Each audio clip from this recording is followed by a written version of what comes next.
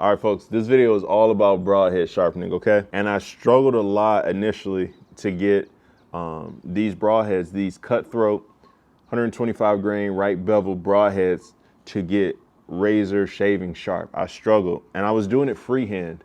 I watched all the videos on YouTube. I mean, if you look at my YouTube watch history, all of them, Ranch Fairy, this guy, that guy. But there was something that I was missing that I didn't understand, and it was very, very small. But once I figured it out, now I've been able to get all my broadheads shaving sharp, okay? So that's what we're gonna walk through, is what I learned, what I discovered, and is what got me from being frustrated to the point where I was like, you know what? I'll just buy something with replaceable blades, to now being confident that I can practice with these broadheads, get them razor shaving sharp, and shoot them through animal after animal after animal. I would use like diamond plates and everything, and just using this for an example, I would try to hold the angle perfectly and go stroke after stroke after stroke. Me trying to do a freehand had too many variables, right? Am I holding enough pressure? Am I maintaining a correct angle? Now, I probably was doing those things correctly. However, it's all in your mind, right? So if you're not confident that you're actually doing it right, something like this, right? I believe this is a carbon steel. This is a very, very tough quality steel, right? So something that is gonna hold its edge, and something that's gonna be able to survive blunt force trauma. Just shouldn't have much edge chatter, if any, hitting heavy bone. Well, for this broadhead to have those qualities, if you just think about it, it makes sense for it to be hard to sharpen. Just like it's hard to lose its edge, it's gonna take more work to get it to sharpen, right? So I didn't understand that. So after 5, 10, 20, 30 minutes of trying to sharpen this to the point to get it, you know, where it's shaving and scary, you would lose confidence. Like I have to, there's no way it should take me 2 hours to get this sharp, right? There's no way. I have to be doing something wrong, therefore you quit or you get frustrated.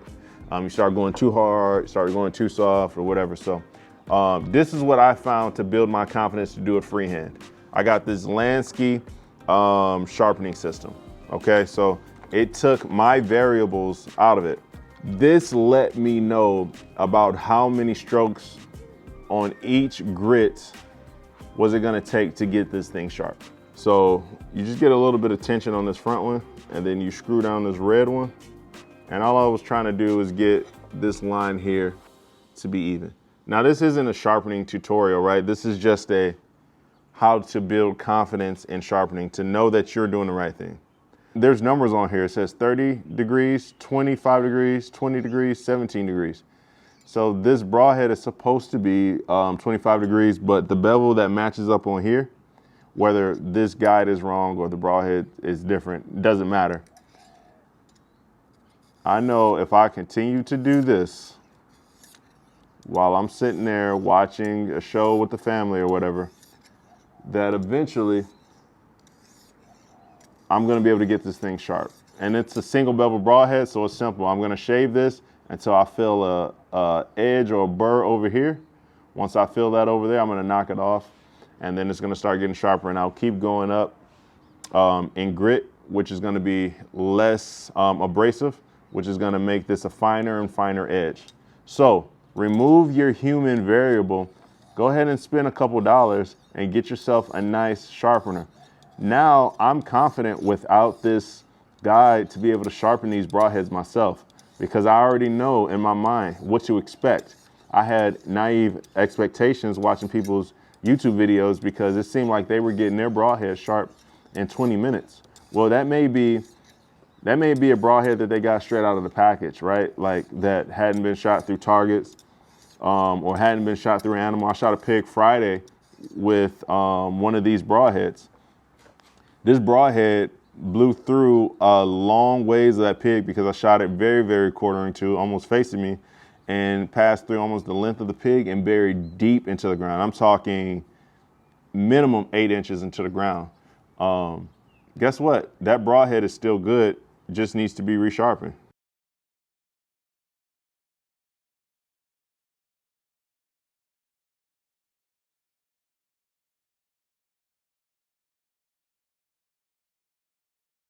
So this is what you need to be able to do. So I have I bought, I want to say 9 of these.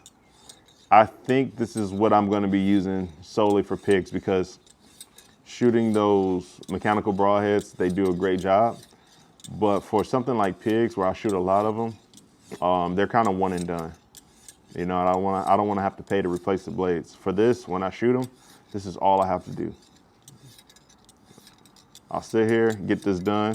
When I'm not doing it on camera, I don't have to hold my arms out like this so my shoulders don't start getting tired. But what I'm doing this until I feel, it's called a burr. So I can kind of feel it down here a little bit. You're not gonna be able to see it on camera, but this flat side, there should be you can almost hear it grabbing my finger. Let me see if I do it next to the mic. That grabbing my finger is the burr, but I have it down. I have the burr down here at the bottom. I haven't achieved one up here. So I can't move on until I get a burr.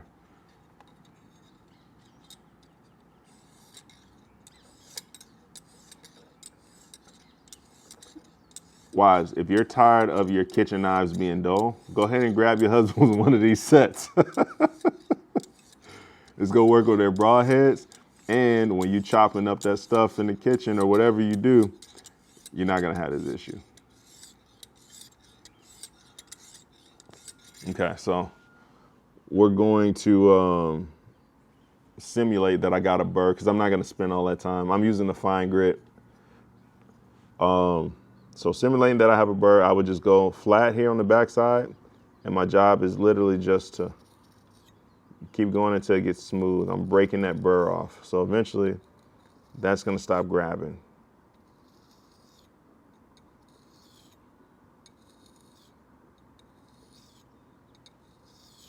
Okay, so now that burr is gone, and this is starting to get sharp. It's already just messing around quickly for this video. We've already got this sharper than most broadheads you see out of the package. I mean, and that was in 20 minutes. Literally, if you're gonna grab, like, especially a lot of mechanicals, I don't wanna call any names out, but I bought a lot of them, and I know they're not knockoffs. I didn't get them from Amazon. I got them from, I've gotten some of them from Walmart. A lot of these big name mechanicals are in Walmart now. So I know they're legit. And this is much sharper right now, after me spending 5 minutes with this, than those are. So I can go and hunt with this, but I'm not satisfied with that. So this is 600 grit. Then I would take it to another finer one. This is 1,000 grit, which is gonna make it even more sharp. Probably right under, maybe not as sharp as like a razor blade, not quite there yet, but then I took some 2,000 grit sandpaper here, and I just taped it to this landscape because I didn't want to buy another one. So that's gonna get me right there at a razor blade, maybe sharper. And then here, I take this buffing compound, put it all over this leather strap. You don't have to buy one of these.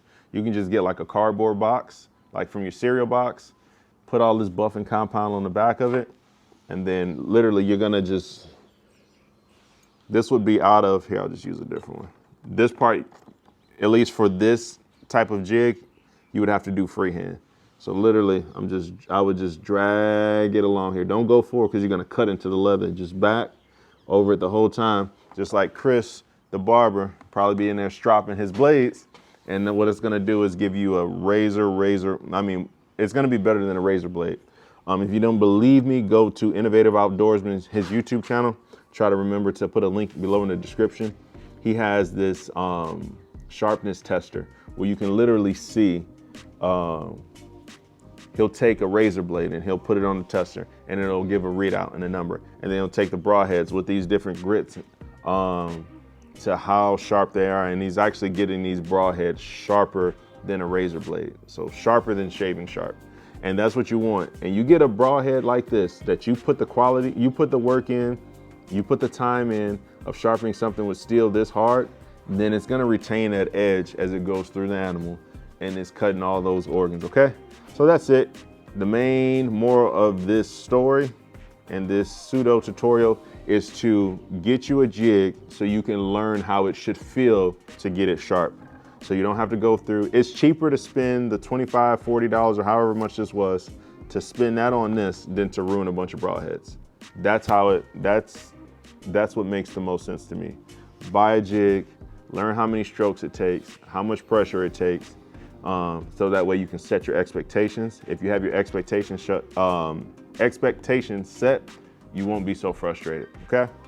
So I hope y'all learned something. It's something that made this process click for me. So now if I'm on the woods and I need to use the edge of my, the glass on like my Forerunner or something like that, I can do that now because I know how it feels. So appreciate y'all for watching. Follow, like, share, subscribe, PRIVILEGED. I know you know how to spell bone hunter. We love y'all. Peace.